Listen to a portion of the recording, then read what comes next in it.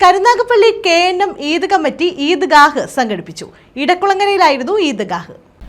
ലോകത്ത് മനുഷ്യന് വിനാശകരമാകുന്ന യുദ്ധം അവസാനിപ്പിക്കുവാൻ ലോക നേതാക്കൾ ശക്തമായി ഇടപെടണമെന്നും അശാന്തി പരത്തുന്നവരെ ഒറ്റപ്പെടുത്തണമെന്നും സമാധാനവും ശാന്തിയും നിലനിർത്താൻ വിഭാഗീയതയ്ക്ക് അതീതമായ സാഹോദര്യമാണ് ആവശ്യമെന്നും മൗലവി സലീം ഹമദാനി പെരുന്നാൾ സന്ദേശത്തിൽ പറഞ്ഞു.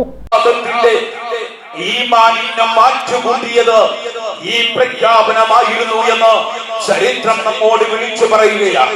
മഹാനായ ബിലാൽ ഇബ്നു റബാഹ് റളിയല്ലാഹു തആല അൻഹുവിനെ ചുട്ടുപഴുത്തു പൊള്ളുന്ന മണലാരണ്യത്തിലേക്ക് മലർത്തി കിടത്തി വിവസ്ത്രനാക്കിയിട്ട് ബിലാൽ റളിയല്ലാഹു തആല അൻഹുവിന്റെ നെഞ്ചിലേക്ക് വലിയ പാറക്കല്ലുകൾ എടുത്തു വെച്ച് ബിലാൽ റളിയല്ലാഹു തആല അൻഹുവിന്റെ രണ്ട് കാലുകളും ഒട്ടകത്തിന്റെ പിൻകാലുകളിലേക്ക് കെട്ടിയിട്ട് ആ ഒട്ടകത്തെ മുന്നോട്ടാട്ടി തെളിയിക്കുമ്പോ വിളിയടാ ബിലാലേ, അല്ലാഹു അല്ലാഹ ഇബ്രാഹിം നബിയെ വിളിച്ചോ, ഇസ്മായിൽ നബിയെ വിളിച്ചോ.